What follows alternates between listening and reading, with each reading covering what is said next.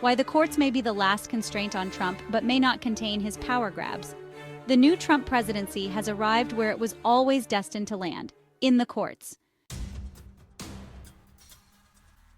The White House suffered a pair of hitches Thursday in its drive to shred the U.S. government using expansive and questionable executive power.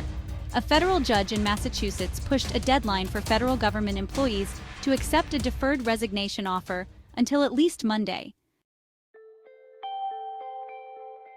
And two judges have now blocked, at least temporarily, Trump's bid to end birthright citizenship, a key tool in the new administration's new hardline policy targeting undocumented migrants. And late on Thursday, two labor groups representing the U.S. Agency for International Development, USAID employees, sued President Donald Trump over his attempt to shutter an agency that has helped save millions of lives and been a vital arm of U.S. soft power. This came after sources told CNN that fewer than 300 of the agency's workforce of 10,000 are expected to keep their jobs. These are far from the only cases filed to challenge Trump's presidential authority since he took office less than 3 weeks ago. The legal system is about to be clogged with multiple battles over his second presidency. But they are among the most significant early tests of the judiciary's capacity to constrain what many experts see as blatantly unconstitutional acts that have the capacity to fundamentally change the presidency and the political system. And they could also decide on the legality of the sweeping and opaque operation by Elon Musk and his team at the Department of Government Efficiency. The courts, if they interpret the Constitution correctly, are going to stop Musk, are going to stop Trump. Massachusetts Democratic Senator Ed Markey told CNN's Aaron Burnett on Thursday. Article 1 is the Congress. Article 2 is the President. Article 3 is the Judiciary.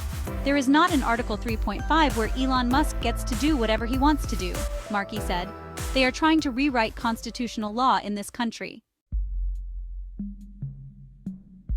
Given Republican control of Congress, the confirmation of Trump ultra-loyalist Pamela Bondi as his Attorney General, and the President's installation of members of his personal legal team at the top of the Justice Department, the independent court system may be the last bulwark against his instinct to wield expansive power. Judge John Coffenor, who was appointed by Republican President Ronald Reagan, offered the most comprehensive summation of the stakes yet on Thursday in a hearing challenging Trump's attempt to cancel birthright citizenship. It has become ever more apparent that to our president, the rule of law is but an impediment to his policy goals. The rule of law is, according to him, something to navigate around or simply ignore, whether that be for political or personal gain, Coffenor said in Seattle. In this courtroom and under my watch, the rule of law is a bright beacon which I intend to follow. The courts cannot stop everything Trump wants to do, but the courts are unlikely to prove a fully satisfying answer to Trump's critics. Few of the cases that will arise may be as apparently unequivocal as the one on birthright citizenship, and while the administration would obviously prefer to prevail in as many cases as possible, even the act of waging legal battles will be seen by many Trump supporters as a show of strength.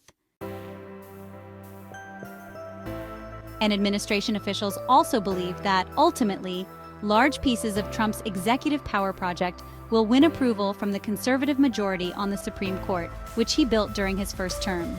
After all, the court has already shown itself to be sympathetic to his view of expanded presidential power, not least in its ruling that granted him substantial immunity for official acts, which arose from his now shelved criminal election interference matter. Even if a substantial fraction of Trump's power tests end up being approved by the High Court, he will considerably reshape the scope of the presidency. And in his second term, many of his executive orders appear far more carefully drafted than some of the hurried and legally imprecise actions of his early first term. Some Republicans dismiss early court blows to Trump's agenda, arguing that the plaintiffs are mostly picking favorable jurisdictions to file challenges. This is true, and it was a tactic also used by conservative groups that challenged Biden administration policies, notably on abortion. But in a way, the Trump administration is making a similar bet in confidently relying on conservative Supreme Court justices to approve even more presidential power.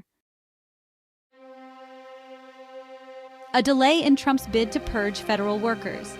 The pause deadline on federal employee resignations slowed, for now, the White House's attempt to obliterate large sections of the federal workforce and to dramatically trim the professional civil service.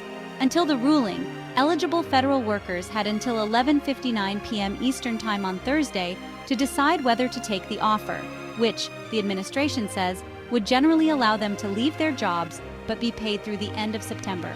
The lawsuit against Trump, Secretary of State Marco Rubio, who has been put in charge of USAID, and Treasury Secretary Scott Bessent asks the court to order the administration to reverse its decision to dissolve the agency.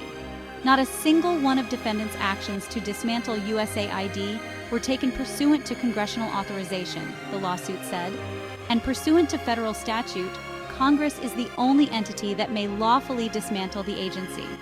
The delay comes with huge questions over the resignation offer that are not just about its legality. Many workers are unsure whether the administration can be trusted with its promise to keep paying them if they leave their jobs.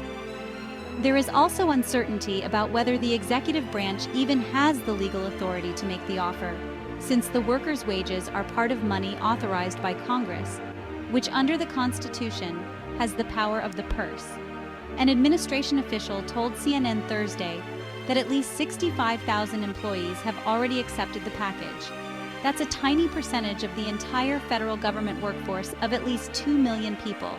The White House has said its target is for between 5% and 10% of employees to resign. Doubts over the viability of Trump's bid to end birthright citizenship.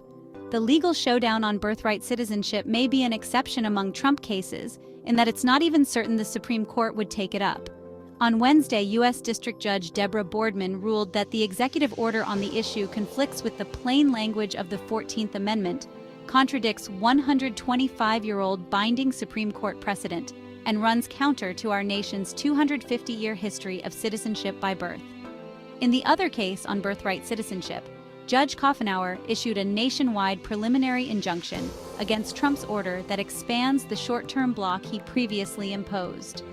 The Constitution is not something with which the government can play policy games, the judge said, accusing the administration of overstepping its authority.